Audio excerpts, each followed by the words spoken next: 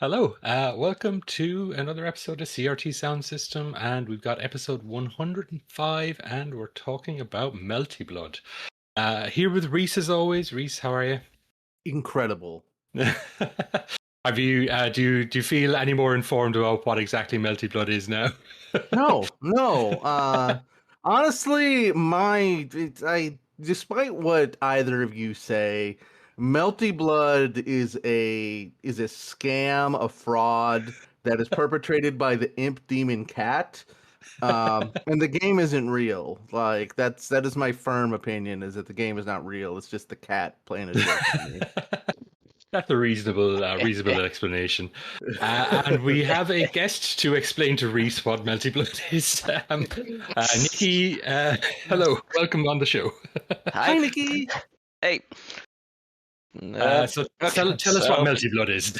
Okay, so have you heard of a visual novel from 2000 called Tsukihime? By chance? I've heard of it. Because I don't really know it. Because this is a spin-off of a shared universe between the visual novel Tsukihime, its follow-ups to some degree Tsukihime plus disc, Kagetsu Toya, and an earlier work, Karano Kyokai, that went for like one guest character in an early game that got adapted later to big budget anime stuff. Mm-hmm. But which I actually only discovered that very recently, that was sort of that character was from a completely different series. Yeah. But yeah, it's mad. But yeah, also I did not know about any of that like when I actually stumbled on Melty Blood as a game way back, because it was very easy in like the mid to late 2000s or so to just kind of hear about it in passing on image boards or forums as just Melty Blood, and just vaguely look into it and find like this. It was like a community build exe of the most recent version of the game at the time, Melty Blood Actress Again current code. Yeah. That was sort of only half translated, got full translated later, but it was just like you could find it as an exe, not have the context for like anything that was going on, who any of these characters were, but just think, oh, this is kind of like, I don't know, Guilty Gear, because I was playing a lot of Guilty Gear at the time that was still in 2D, and I was like, oh, this is like PS2 era sprite animation stuff. That's not a lot of people are still doing that. That's pretty cool. And it was just kind of all flash and substance in the gameplay, but no substance to story if you didn't know what was going on. But either way, it's but like now it's a lot easier to just know it's from Tsukihime. It's characters from Tsukihime, because it's like a bit like marketed on a PSN page as in the world of Tsukihime. Yeah, because that whole thing has sort of really blown up since the late 2000s even. Okay, here's my question: are they brawling in Tsukihime, or is it just sort of like like a grand visual novel story, and then in Melty Blood later they just start punching each other? It had action scenes here and there, but they were less frequent, and it was more just a regular visual novel of the time. It was, although it was, I would say, it had to simplify it to a genre thing. I would say a mix of romance and horror to some degree for the original Tsukihime itself, at least. That sounds awesome. That making me want to play Tsukihime more than Melty Blood.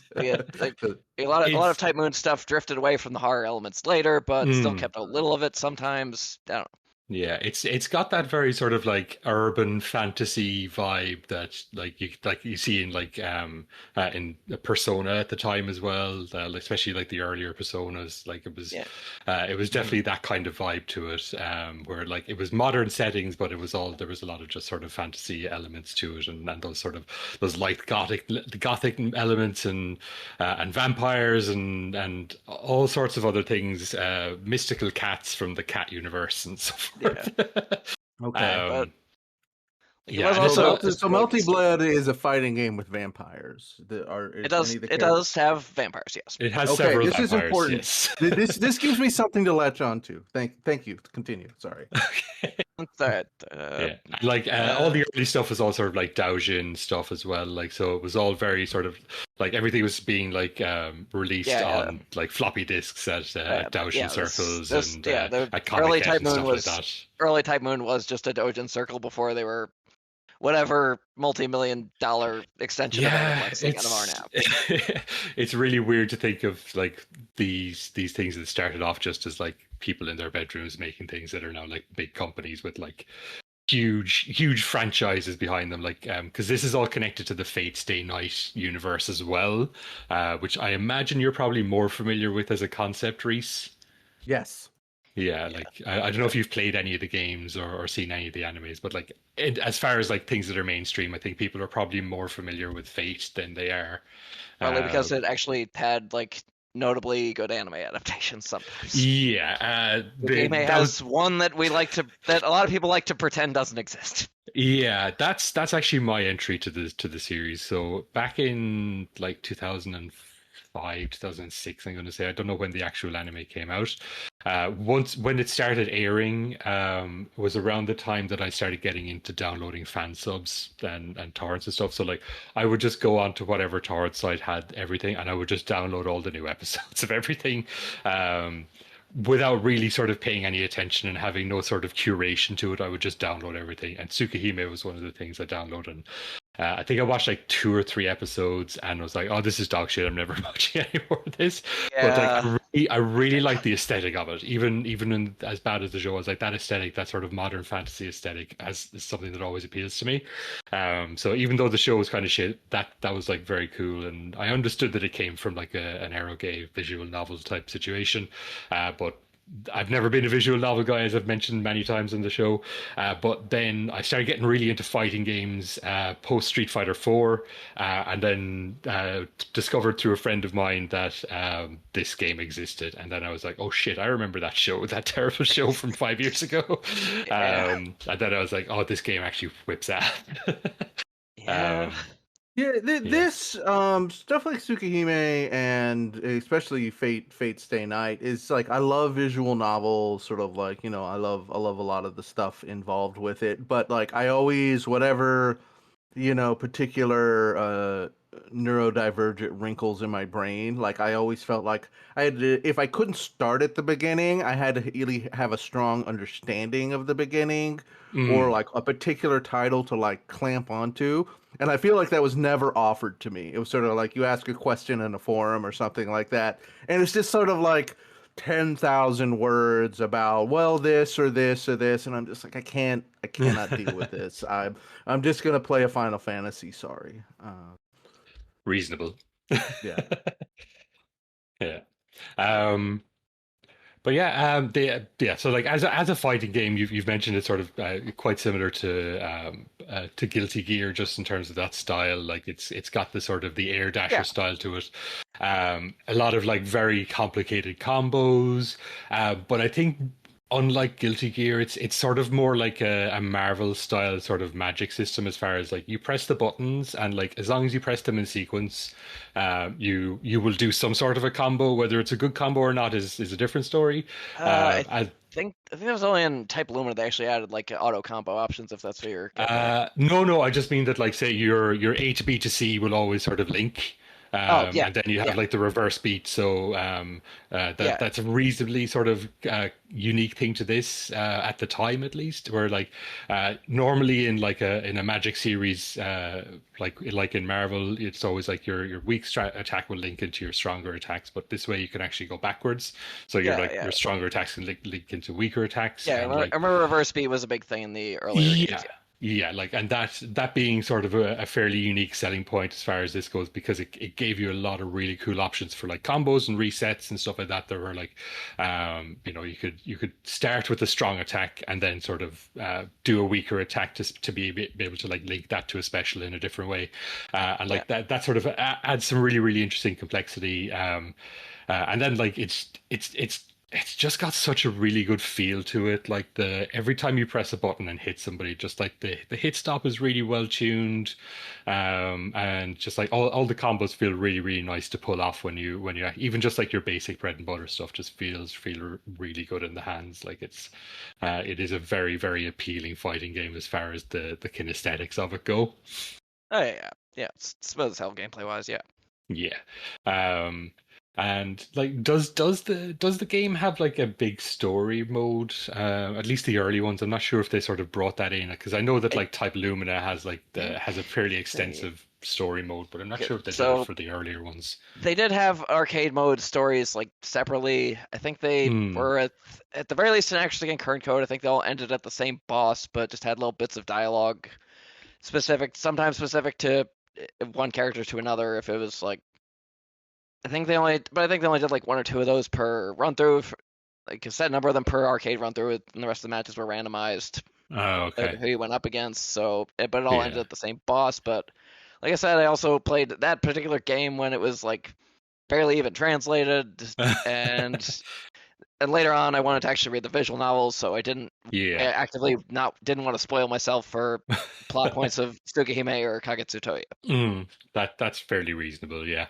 I suppose I'd imagine like me as well. You probably just spend most of your time either on the Mizumi IRC playing against people, or just in training mode, just doing that because I think that's sort of the main way I spent time playing this game.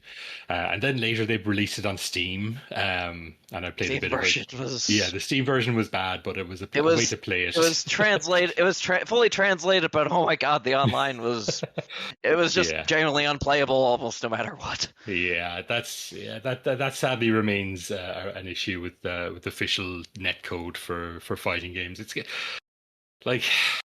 Even at the time, like it was so wild to sort of be like you'd see like these fan stuff like your GGPO and you had for this one is it Caster was the name of it, Caster maybe. Yeah, it was Caster and Concerto.exe were little bits you could get for the community build thing for it. So yeah, and just that like people could like hack in a netcode for a game that didn't have one built into it and still get better results than like official stuff. Is kind of insane. The fact that and like even when they started implementing like GGPO into Capcom games and stuff, it just never quite worked the same. Yeah, and even though the Steam version was, I think, published by Arc System Works, it was, and they had this whole phase with Arc System Works of going back and adding retroactive rollback netcode to things like the Steam versions of Guilty Gear Xrd or BlazBlue Central Fiction. It was like. Okay, just added it to like Isaka for some reason, which is like, who the hell is playing Isaka online? And they added rollback to it, but like, it was such a wild time just even thinking back then, because like the other game I used to play, and like I suppose we would maybe talk about it a bit later, but like the whole poverty game aspect of it as well. Like, and I've mentioned Mizumi, which is sort of the central hub for poverty games.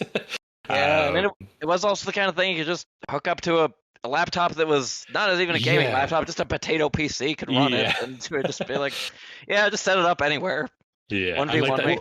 Yeah. I guess I'm assuming a poverty game is what it sounds like is for. I don't know, less than premium. I mean, what does it mean here? Yeah, I mean they're just sort of like.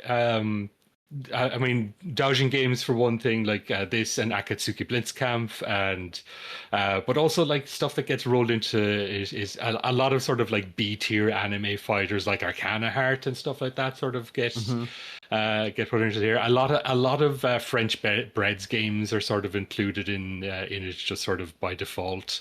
And like for as polished as some of these games are, like say looking at something like Under Night and Birth, which is a really really polished fighter, like that often just sort of gets lumped in with the poverty fighter quote unquote genre, and even like some versions of Guilty Gear people will call them poverty as well. This is like talking about anime fighters. Like, what does it mean?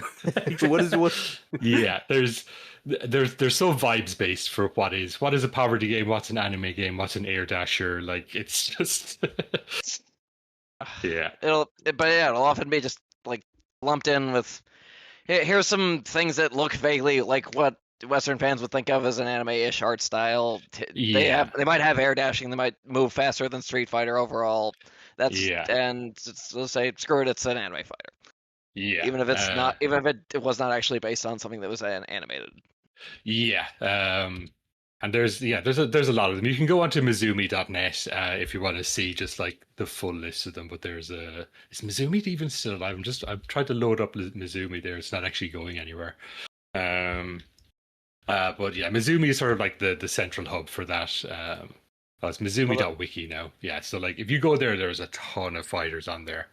There was also a weird distinction between anime fighters as in Melty Blood or Guilty Gear and anime fighters as in actual anime adaptations that sort of don't play anything like this, but Bandai Namco just puts them out like once a year or more. The Naruto sort of 3D-ish ones. Just be like arena fighters, like or things like Budokai or In a previous episode, I expressed bafflement at the term anime fighter as well.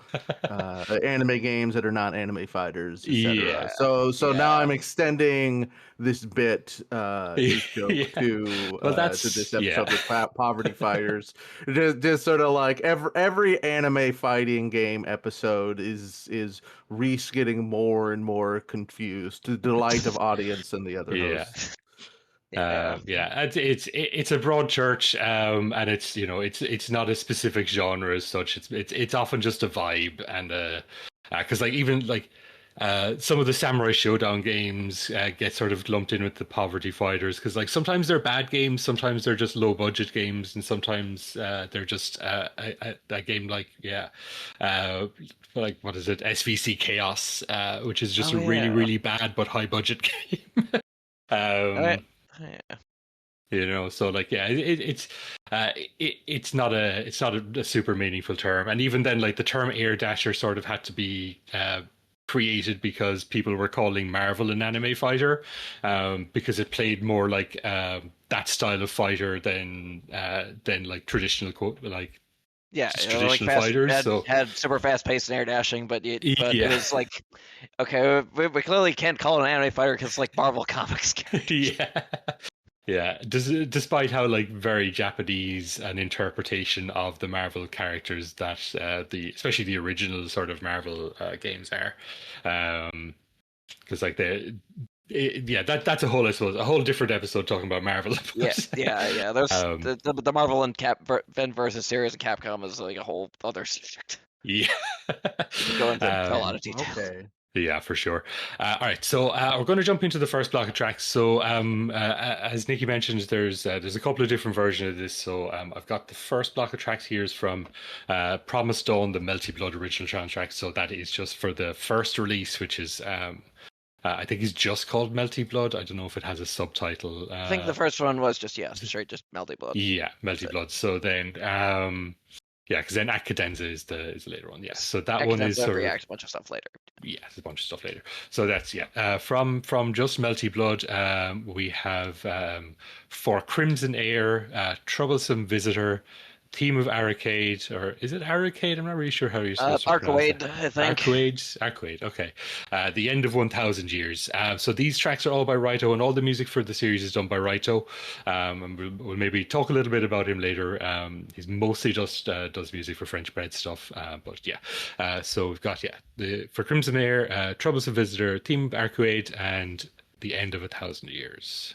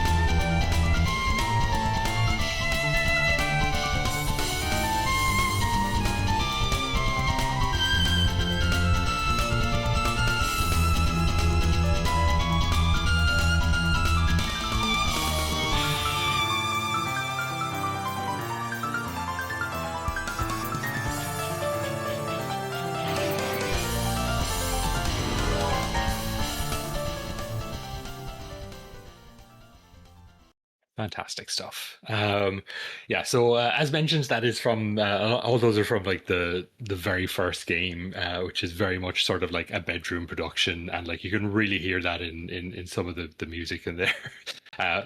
We were talking there, like the compositions, the actual sort of like the tunes themselves are unimpeachable. They absolutely whip ass, but definitely like some of the mixing and the production, and even just like the instruments used are definitely rougher than they will later come to be. Where things get a lot more polished later on in the series for sure. Yeah. Yeah, I was definitely I don't necessarily have the tuned ear that you two have. But I'm pretty surprised to hear that was the first game, just because I felt like the tunes were so great. For some reason, I felt like it's something that a series would have to build up to, but I was jamming really hard, and I guess there's a reason people love these games and love the soundtracks for sure. I'm excited to hear more. Yeah. Okay.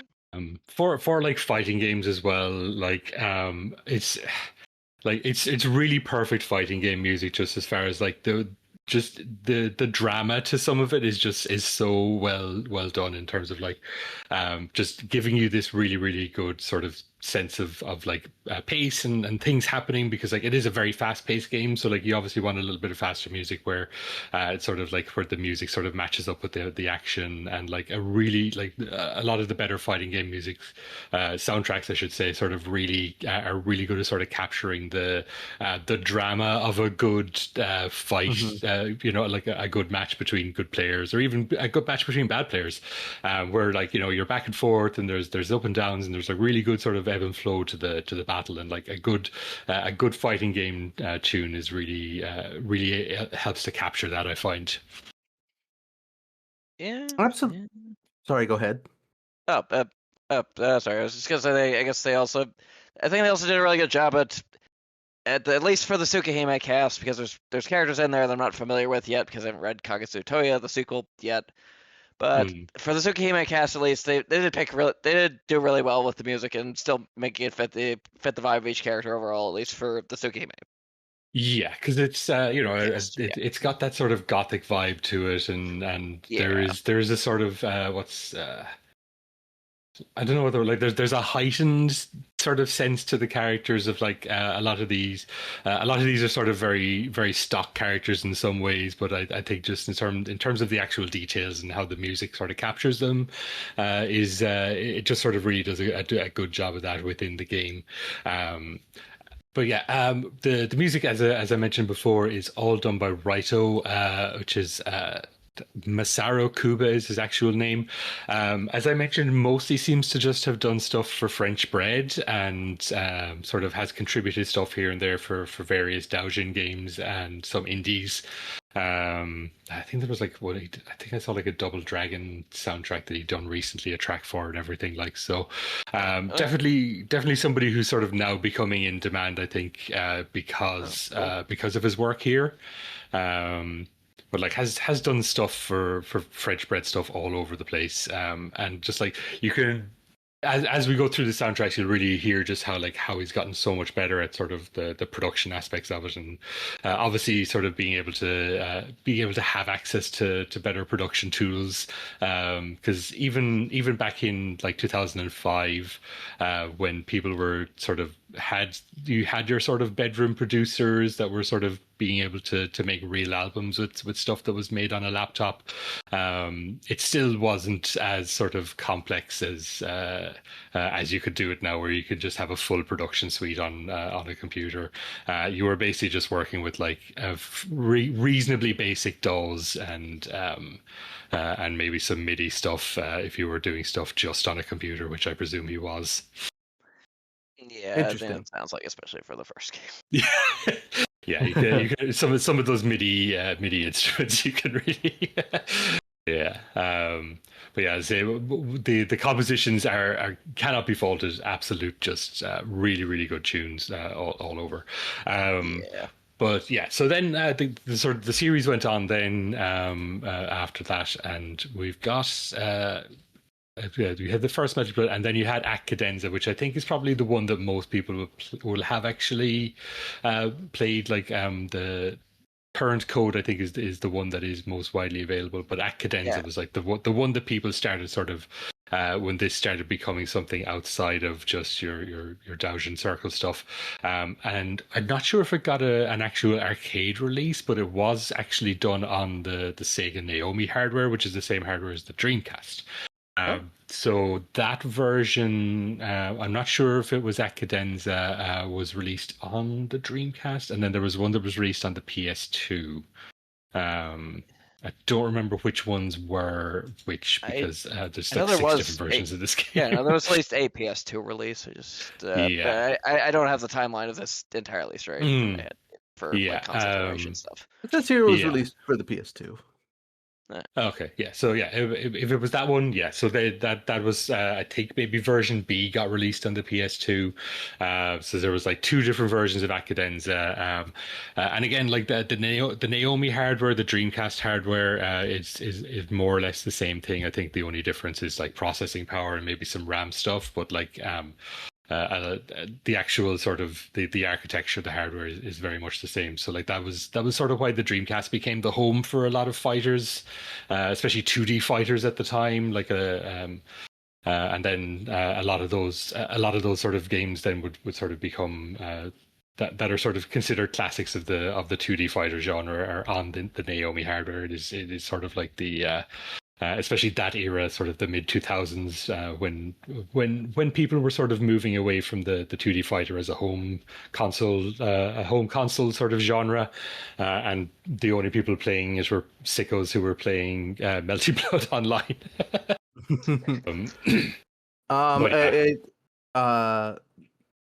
Version B is the arcade port of the PS2 game, and version B2 is the Windows port of the arcade version B, which I only insist on mentioning because this will be the only time in the entire podcast when I know something about Melty Blood. That's fair enough. Yeah, I'm very annoyed at myself in that I didn't in 2011 buy a PS2 copy of it for like €20 off like PlayAsia. I was like, no, I'm not going to bother getting it. And then like a year later, I checked and it was like $250 or something. I was like, well, because it was just it was not a well sort of a game that sold very well, I guess. So like PlayAsia were selling off copies, and then once it started hitting the secondary market and once people started actually playing the game, it became a lot harder to get a hold of. Especially after there were later versions of that. Yeah, a hard copy of the. They would obviously have stopped printing hard copies for a while after much earlier version like Cadenza.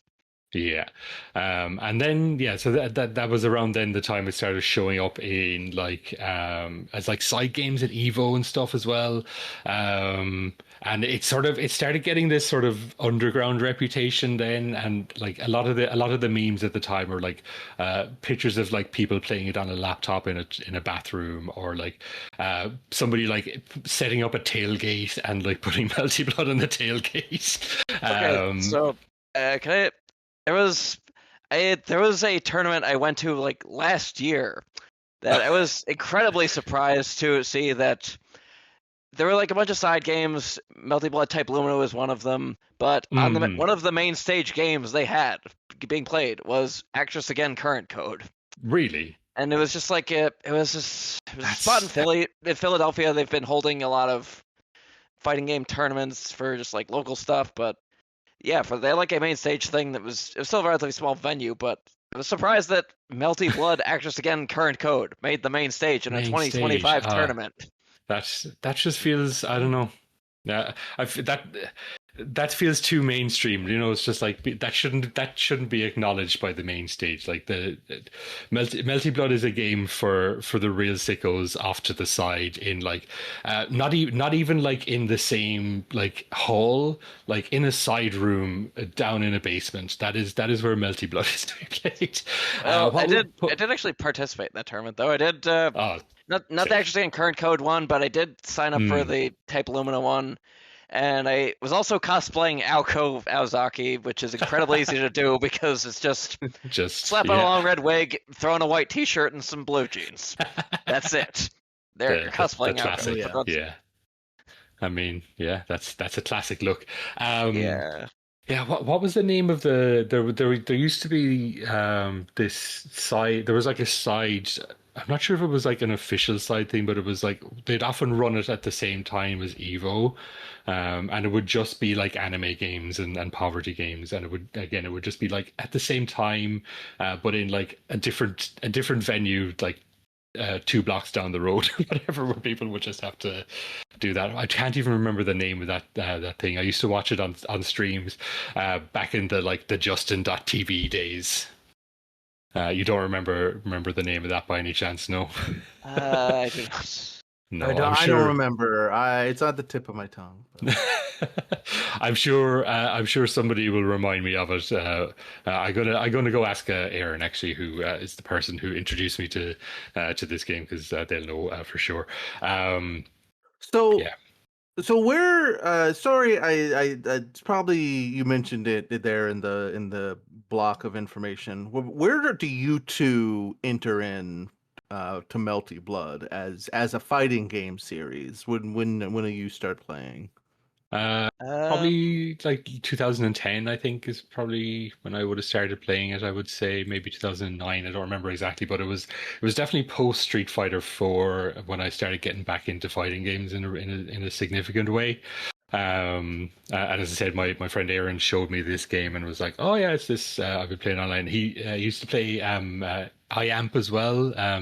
The Tohno fighter, the Immaterial and Missing Power, I believe is what that one is called. Like those are the two he used to play, and I could never get my head around IAMP. That game is ridiculous. That is such a complex game. But Melty Blood was like really my speed. Again, I just really enjoyed the way it felt to actually just press buttons in that game, even if you're not doing like, even if you're not doing particularly well, it responds to buttons being pressed in such a really satisfying way. And like that was sort of when I started getting really into it. And then like the music and the vibe of it was just sort of really all hit at me at once.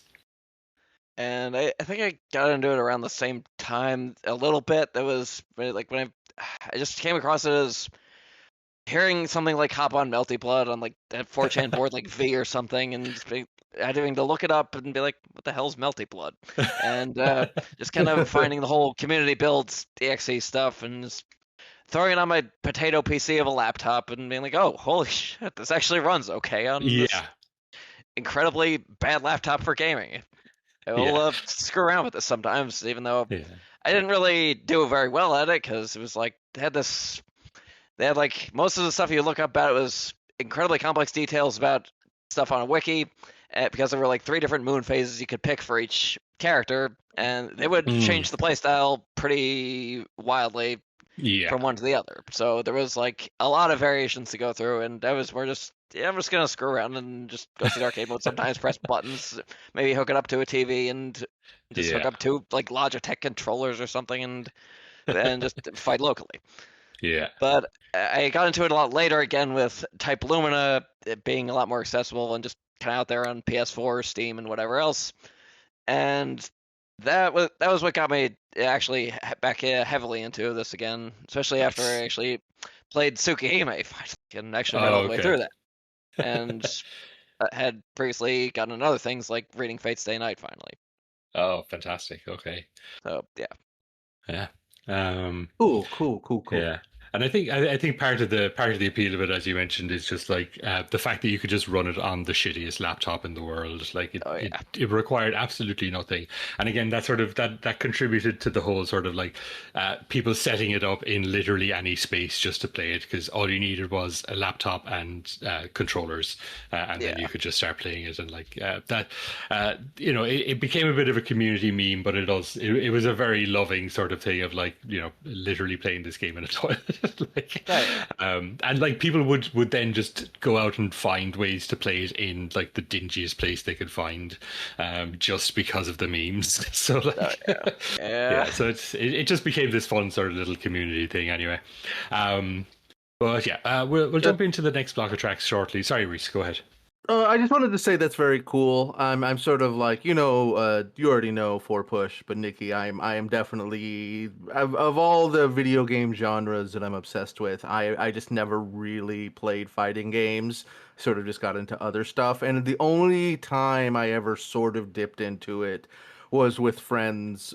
Some with Street Fighter 3 Alpha and Marvel vs. Capcom 2, both on the Dreamcast, because the Dreamcast was like easiest system to drag everywhere to different friends' house and stuff. And I think Yeah. it's cool that sort of like an element of what has sort of worked about what everything I hear about Melty Blood is that sort of like it's anybody can play it if they can sort of like dig into the wiki about it and figure out the correct exe or whatever to grab. Yeah. And that's so charming to me, and that sort of like makes me wish I had like dug deeper into these communities at the time to sort of like explore more. Because I think if I had found this around the time, I might have I might have some of this stuff might have been more appealing to me than sort of playing too much Marvel versus Capcom 2 and sort of just being like, people are sort of like just getting too toxic about it or whatever. And I don't know, how the different communities are, but Yeah. Yeah. it's the vibe. Yeah. For sure. All right, let us jump into this next block. So I've just got a really big block of this one because I did get greedy in selecting tracks here. So I've got a lot of tracks from Cadenza version B and the from Actress Again. Again, all of these tracks by Raito. So we have Beat from Melty Blood, which is the theme of Aoko. Then we have Tenseness, and then we have Blood Heat. Then we have Fearless, which is the theme of Nanaya. Those are all from Cadenza version B. And then the rest of these are all from Actress Again. So we've got Stray Cat, Modernism Street, Rhythmical Bustle, and Boundaries of the Sky, Commanding View of the Scenery.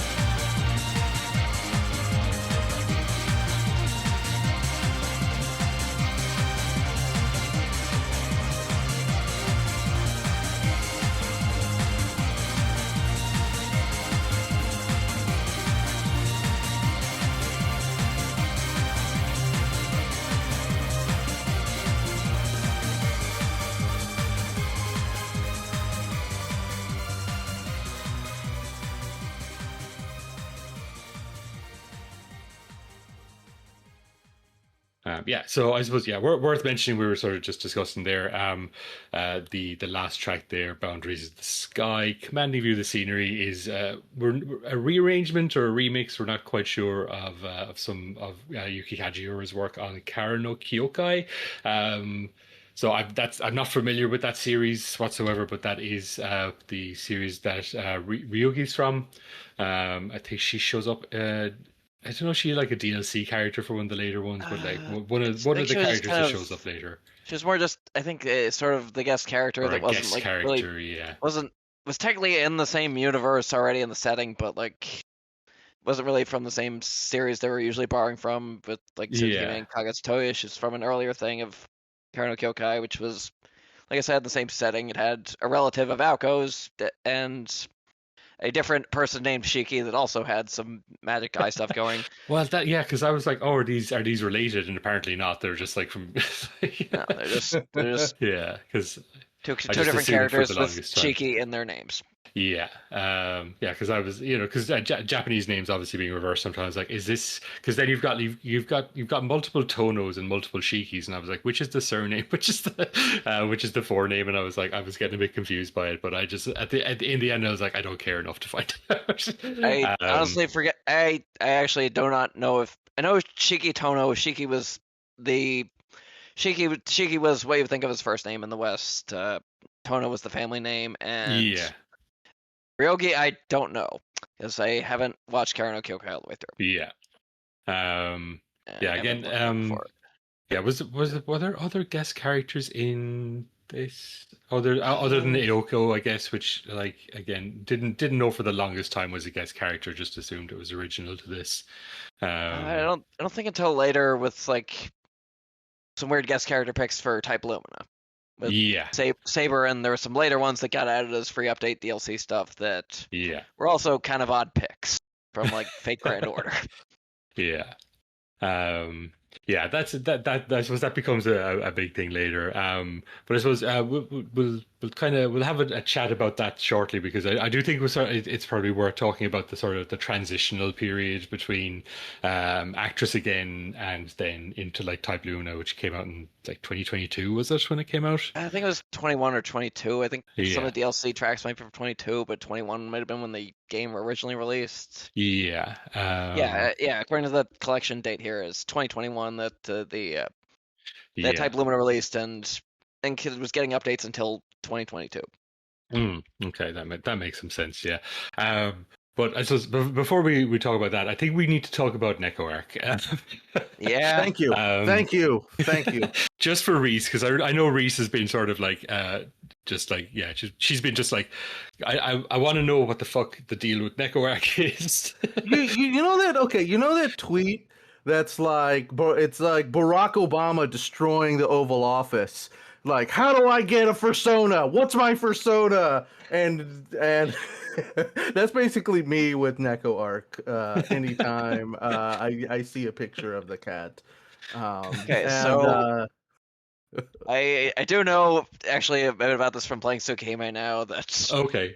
Good. The origin of the origin of Neko Arc was, if you played Tsukihime, the visual novel, there is a gag bit that you will get for reaching a bad end where you die or some other thing happens that keeps you from getting the proper ending. And there'll be a little epilogue thing that it's sort of replicated later in Fate Stay Night, sort of with a different bit, but it'll be Seal Sensei's lesson, or Teach Me Seal Sensei. And two characters, Seal and Arcueid, will sort of show up as fourth wall breaking gag counterparts to themselves, of Seal being like a teacher, a school teacher tutoring you, and she'll basically explain like, she'll make some funny comments or explain why you got the bad ending, or sort of hint at how to progress further and what choice you might have made wrong.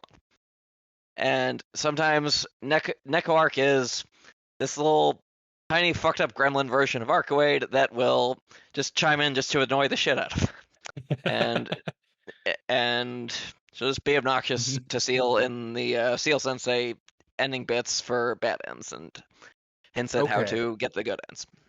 Okay, so born as a little goblin imp a trickster, non-binary deity. Close enough, I think. Yeah. It seems kind of. I mean, became a deity later because it seems like I just see Neko Arc doing absolutely everything in various gifts. Yeah, I mean, it got played up through just memes among fans, and I Yeah. don't know the full history of that because it was a lot more popular in Japan than in the West for like a long time. So I don't know how the progression from side little gag thing for bad endings of Tsukihime to whatever is going on with Neko Arc now actually fully went. Yeah. Yeah, in a better world, we would have like a team of doctorates researching the great Neko Arc history book, but like that'll be gameplay lost to wise in Melty Blood, she's just kind of the tiny little gag character, kind of like Surfbot or Roland Marvel vs. Capcom, and just do weird, crazy shit and like have wacky ass animations for her moves. Okay, so you're at a Melty Blood tournament, and your opponent picks Neko Arc. Are you just groaning and going like, "Okay, it's one of these people having a laugh with me"? The original, I don't know, or like actress again, I don't know, but Type Luna, I would think either we're having a casual match or you're actively insulting me.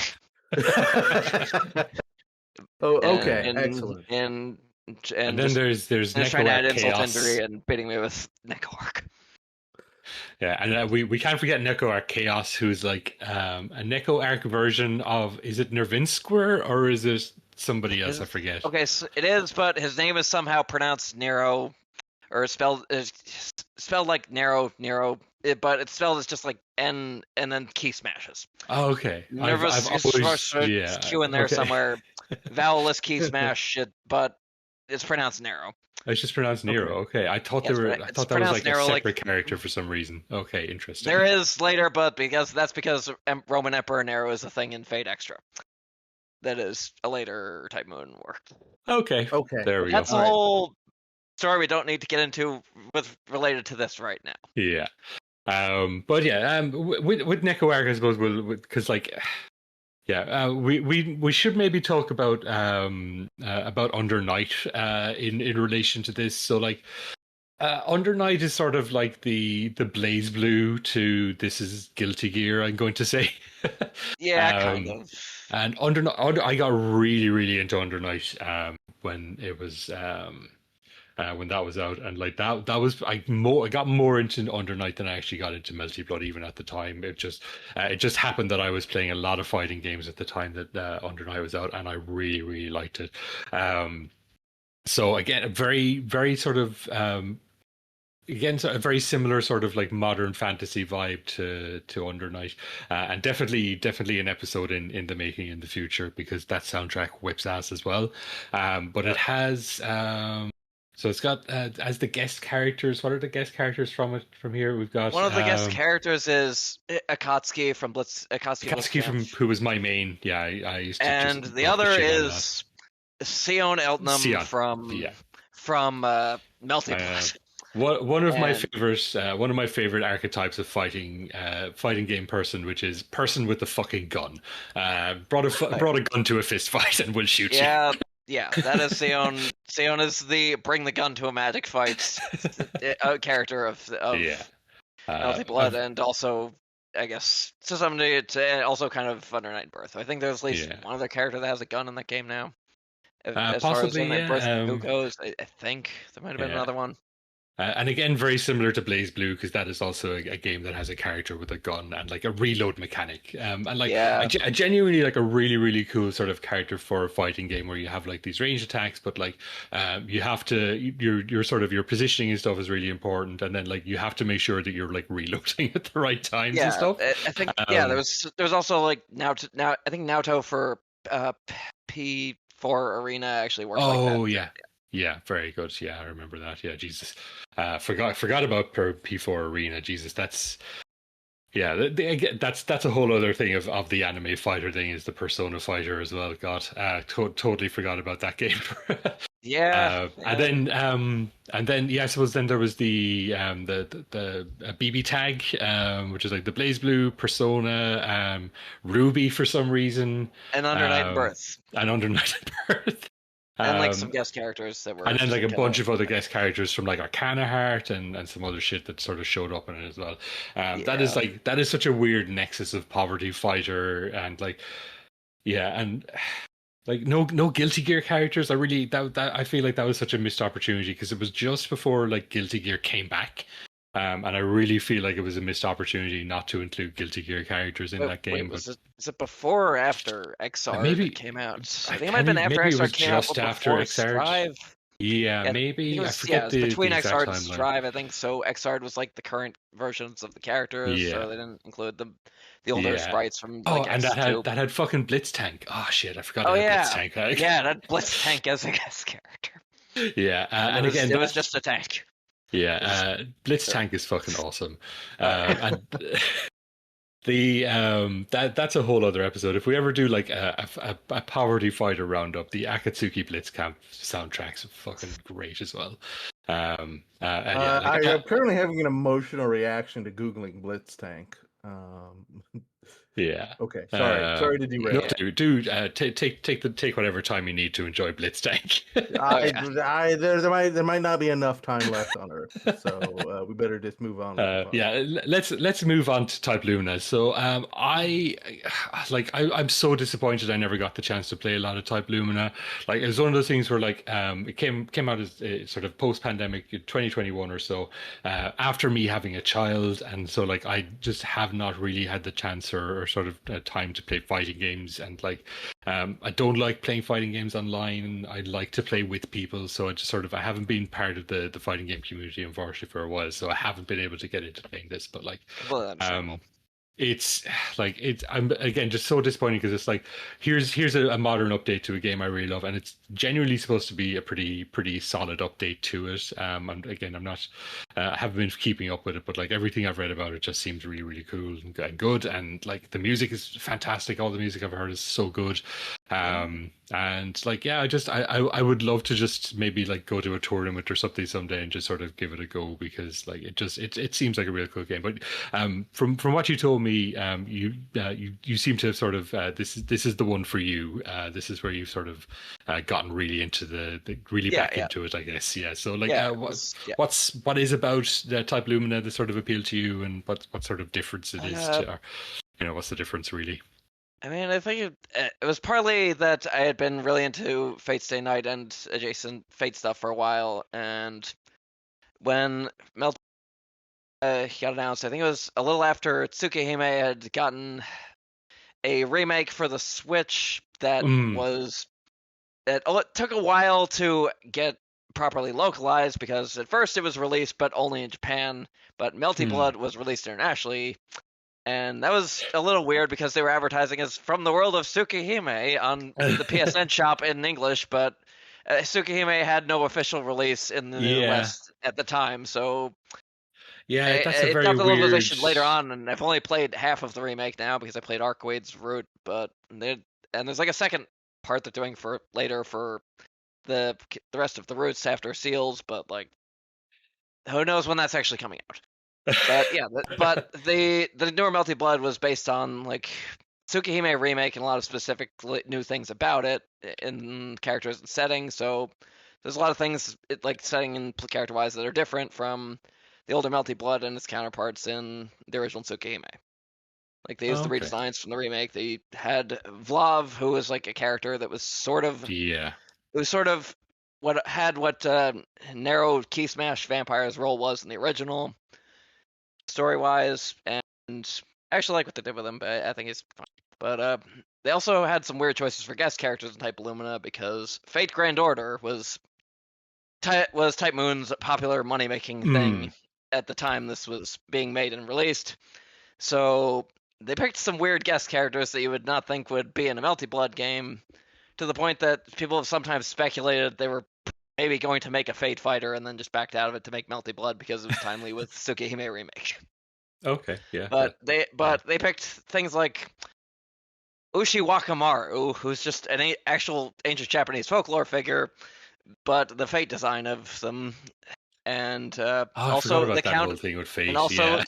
also the Count of Monte Cristo was a guest character who was also just a servant in Fate Go who had a design that was specific to that. That was actually drawn by the artist who, if I remember right, did the character designs for Danganronpa.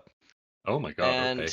so he was definitely different looking than the usual Type Moon designs, but still interesting enough to play with in Type Lumina. But they also had the original OC character who was like sort of the co-protagonist servant named Mash Kyrie Light, who was from Fate Grand Order and was sort of the main servant to the protagonist, who was like the sort of the main heroine of the story, since she was the OC who was borrowing powers from like some other historical figure that's a spoiler, but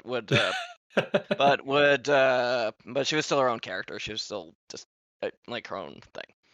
And there was also Saber was there because, of course, they'd announced Saber as a guest character first thing because she's like the poster baby of Face Stay Night. Yeah. And that been the poster baby of Type Moon in general for like a while at that point. So if they were gonna add one, it was probably gonna be her instead of Ryogi. Yeah. Yeah, that's really interesting actually. I didn't realize a lot of these characters were guest characters. Because like I'd seen like the Monte Cristo, and I was like, yeah, I've forgotten about that entirely. What a strange everything.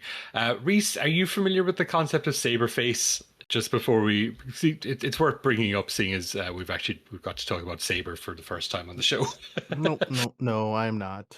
Okay. I'm sorry, everybody. I'm sorry. Sorry, although Saberface could be its own topic.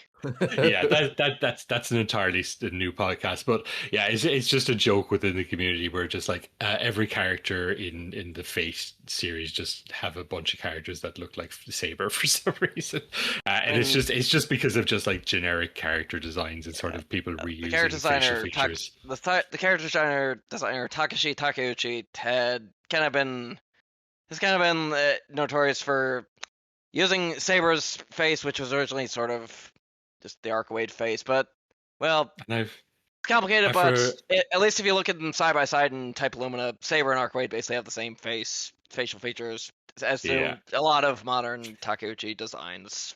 Yeah, and it's just become a bit of a meme, and it's not super significant to anything, but it is worth mentioning, I guess, because I'm not sure when it'll ever come up on the show. I'm finding Saberface alignment charts: lawful Camelot, chaotic Camelot, lawful look. Oh, because of the whole it wasn't one of them like a version of King Arthur? Yeah, it needs to be a version of King Arthur as lawful Camelot. Yeah. That's not worth going into all this nonsense, but yeah, just Fun fact, it is a weirdly common knowledge spoiler now, so it's like basically public domain. It's not a spoiler unofficially, but it used to be a major spoiler that Saber was King Arthur. It was like a pretty important plot point to the original Fate Stay Night. They weren't supposed to necessarily know immediately that she was King Arthur for dramatic tension, but yeah, I guess it's sort of. But it's kind of become like like saying Darth Vader is Luke's dad. Everybody knows it's not a big deal. Yeah, he's so Luke's dad. Sorry. Reese was just about to watch the first movie, or the third movie, I should say. Yeah. Right. We'll jump into this this second last block of tracks. It's quite a long one. So these are all from Melty Blood Type Lumina. So I've got 3 tracks from the original soundtrack release, and then I have 3 tracks from DLC characters. So I have Moonlight of Reunion, which is the character select theme. I have Please Leave, Sleepless Lamp, and that is the theme of Akiha Tohno. Then we have Warming Up Disaster, Tomorrow's Collapse, which is the theme of Saber. Then I have GCV 2022 New Genesis, which is the Great Cats Village / Neko Arc theme. Then I have IKUSA BAYASHI is a MAIRU, Face the Surging Waves. I think that's the MASH theme, is it? No, it's Ushiwakamaru's theme. Ushiwakamaru's theme. And then I have Magician's Night EX, which is Aoko's theme.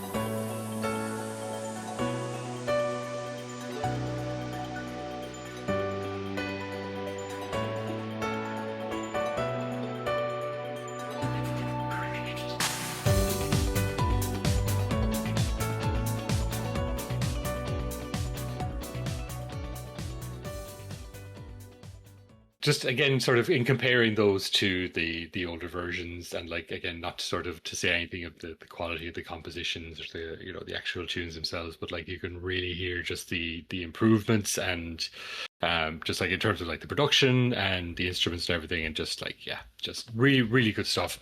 But, Especially the DLC tunes. I was so impressed with those when I first heard them because I hadn't heard yeah, them prior to sort of putting this episode together. I'd only heard the tunes from the original one because they haven't been officially released. So I actually had to go track down the rips from the soundtrack on these, yeah. which is a bit of a nuisance, but that's sometimes the way you have to go with these.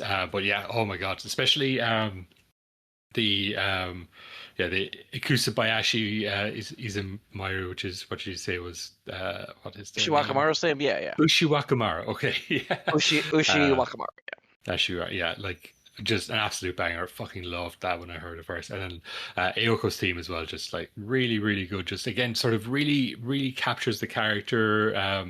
I'm not sure if it sort of takes music from Witch and the Holy Night, but it definitely captures that vibe. I would say it matches the vibe of Witch on the Holy Night more than Aoka's older theme, which was meant to more match like Tsukihime Aoko. Mm, Which, from what I've played of Witch of the Holy Night, I played the beginning of it, but haven't gotten too far into it. And yeah, Aoko seems wildly different in that, and she's supposed to be younger, so it's supposed to be it's an younger. interesting. So I'm curious to see where it goes and how she gets from A to B in the time skip between Witch on the Holy Night and Tsukihime. Yeah, that's an interesting sort of because like the way she sort of depicted in even just like the promo art and key arts and stuff for Witch of the Holy Night is so different from just like girl with t-shirt and jeans. Yeah. And even just like the way her character plays doesn't feel like that at all. So I will never find out because I'm not going to play it. But like it is interesting that you sort of that you have these two very different characters that is the same person. Yeah. Like it's kind of like playing Yakuza 0 and seeing, oh, this is Majima earlier in his life before he Yeah. got all crazy as hell. Yeah. Um, the Neko arc team as well. Just what a just a joy. Just Yeah. so silly, but still a banger. And yeah, again, Yeah. as I was saying during the break, is like what they sort of thread a needle with Neko arc. I think quite well for the most part, where like the character is fundamentally stupid and silly and just like. And it is a joke, but like they take it just seriously enough where like it does work within the sort of the more sort of serious tone of sort of Melty Blood and Tsukihime generally, but like sort of still because I guess like you're allowed to have joke characters in fighting games as well. That sort of I mean, she is is able still to just get away with it a she bit is still better. more just she is still more just the joke character in an otherwise serious setting. Yeah.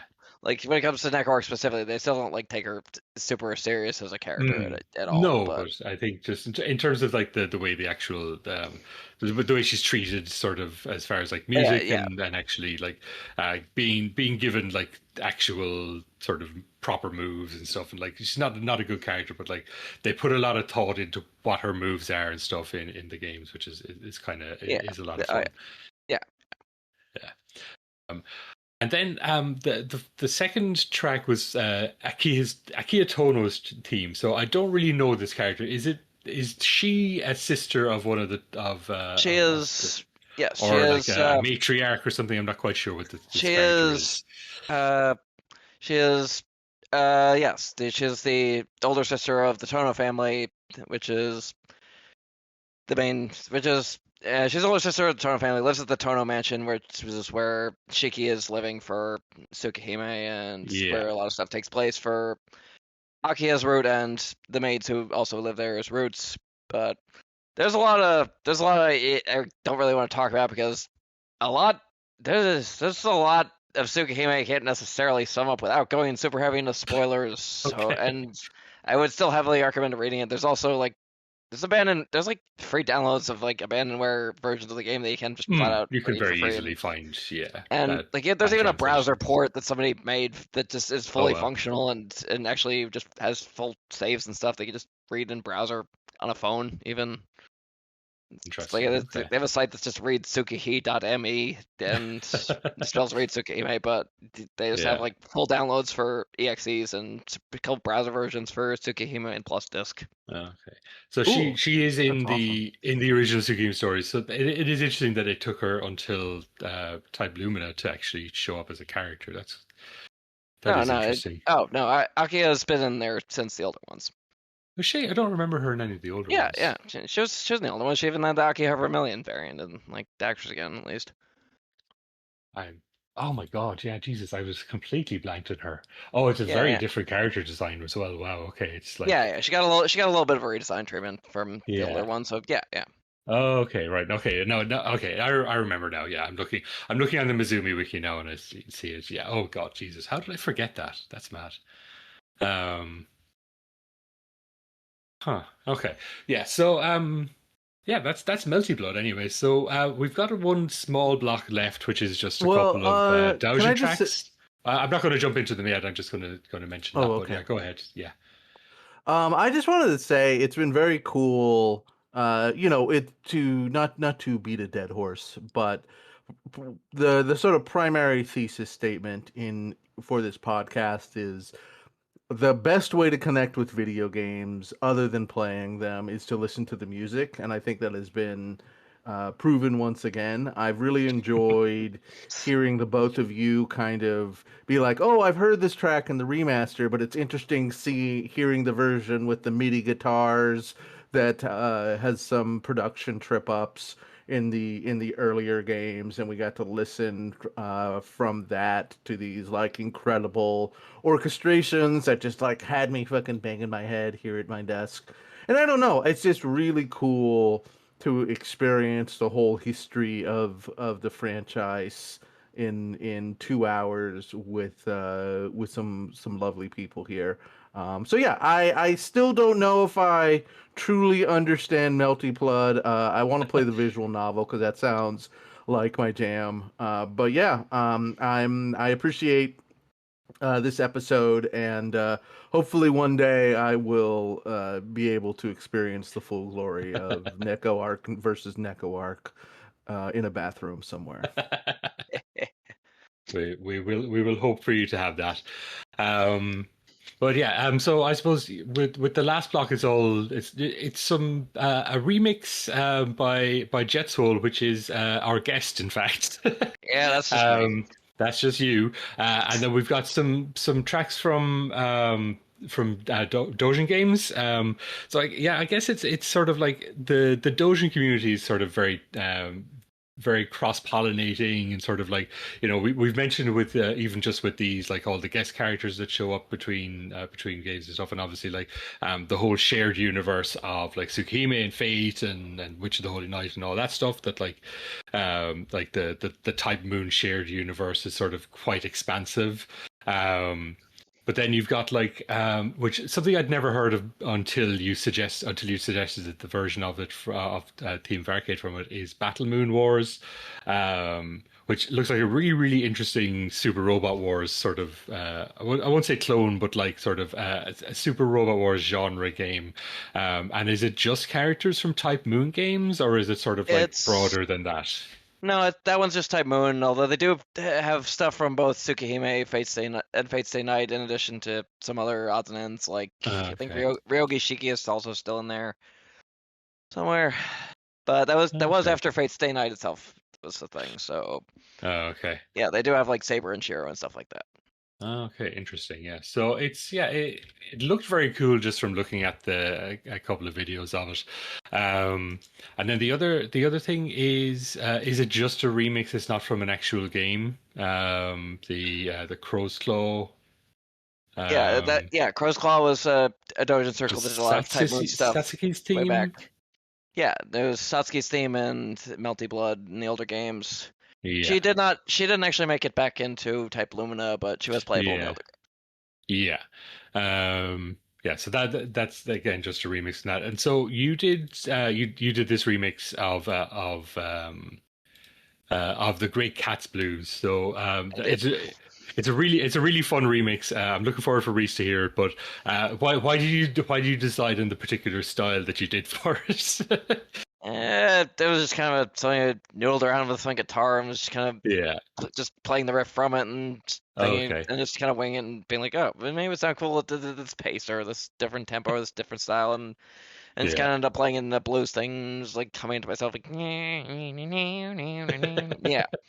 Yeah. and it's kind of worked as like a It really fits. Yeah. I wasn't expecting it. I think when you sent me the link, I was yeah, like, it just yeah. worked as it was like mostly on a pentatonic scale already, so it just kind of worked.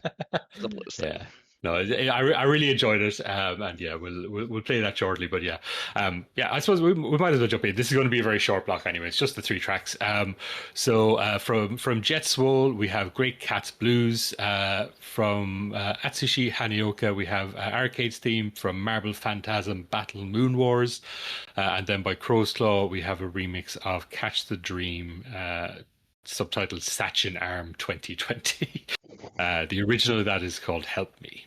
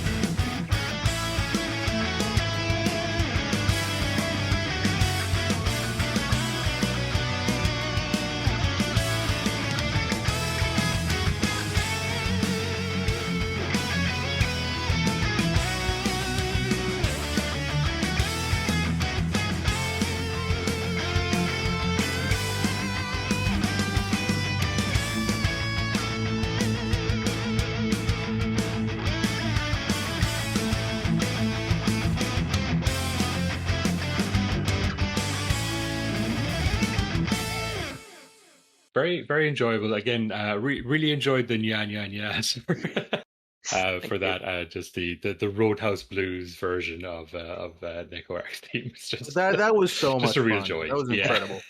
Thank you.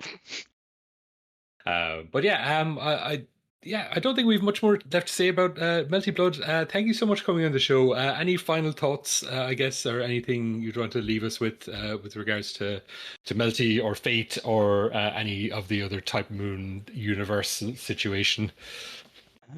I'm just gonna say, I guess, read Tsukihime by way of typing read tsukihi.me into a browser and going from there, or hop on Melty Blood, as I would write on several bathroom stalls and have already because I just do that. Hop on Melty Blood. Yeah, I mean, it really has never been easier to sort of play Tsukihime. Like there was the Switch release got an English translation recently, didn't it?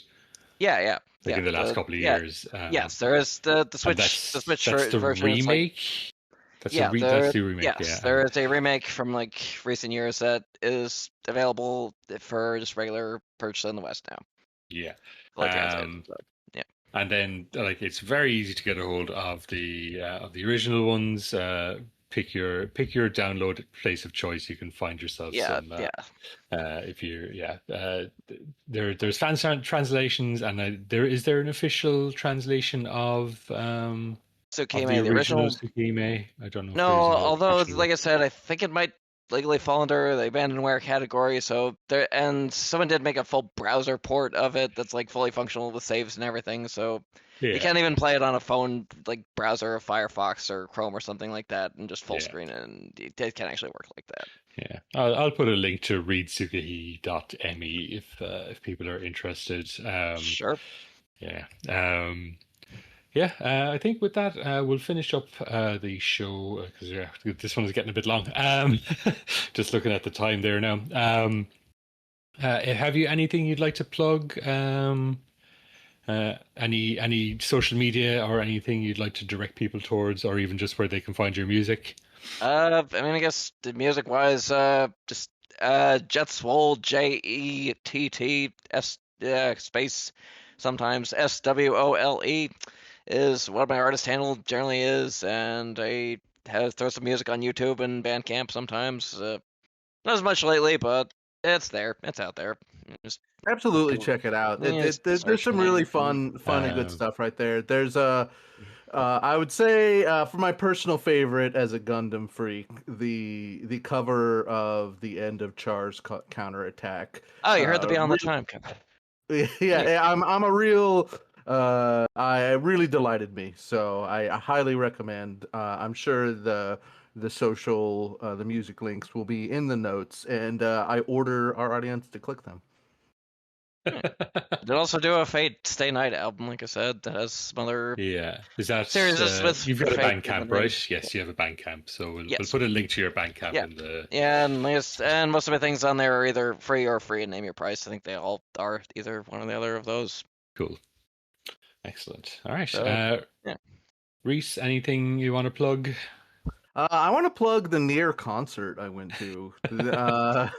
Legitimately, it's like they played like a whole fucking visual novel, like scored by an orchestra, like with voiced cutscenes, and like I thought I was like the first time I was like, oh, I don't know what to think about this. You know, I thought I was just getting. I know that that we've talked before about there being canon stories to it, but I didn't really fully understand how it was going to be presented.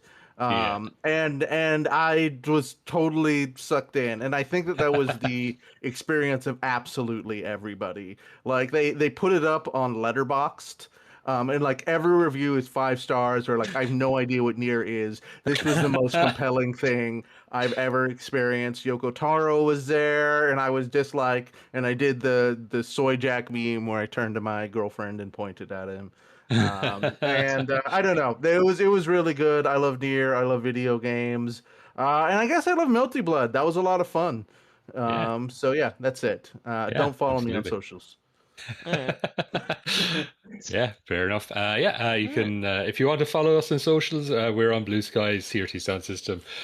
You can come hang out in our Discord if you'd like. There's a link to that in the show notes, and you can go support us on Patreon if you'd like. Just to help keep the lights on. We have some small hosting costs on this. It's nothing too major, but it's nice to get a little bit of help with it.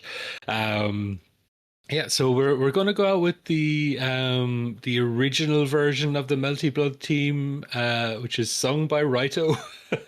And again, because it's from the early one, it is a little bit rough, but it's very enjoyable. Tom, I have a question before we play ourselves out. Yeah. Did you edit those bonus episodes? I did. I edited and released them. We need to record more. Oh, awesome. Yeah. Excellent. I need to get onto you about recording some more of those at some point. I'm there. I guess I didn't realize that those were what was being released. I'm sorry. Yeah, no, they've been edited and released.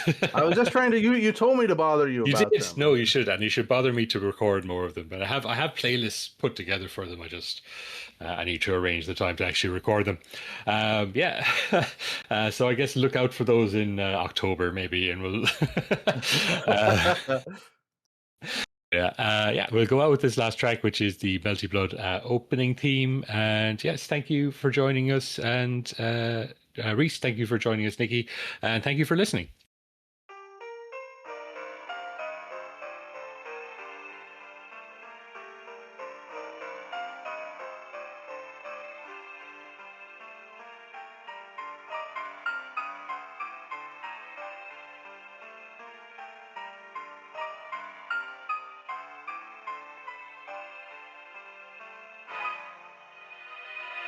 緑の森で目を覚ます記憶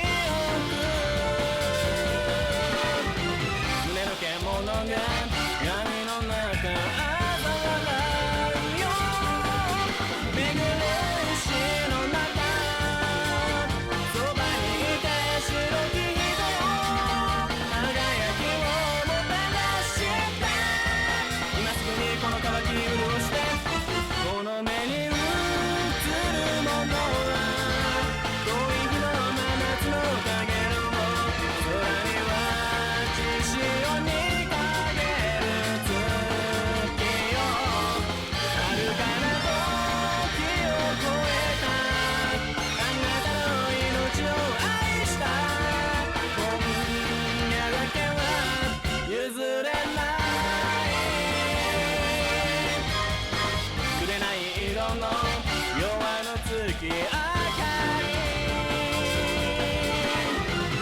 かに浮かぶ遠い日の蜃気楼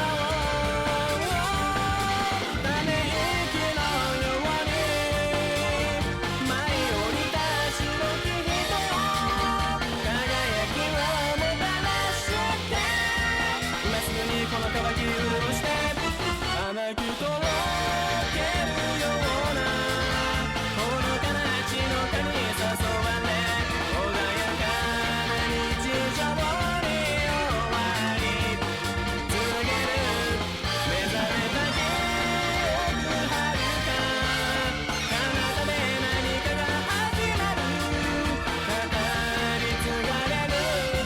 時の中で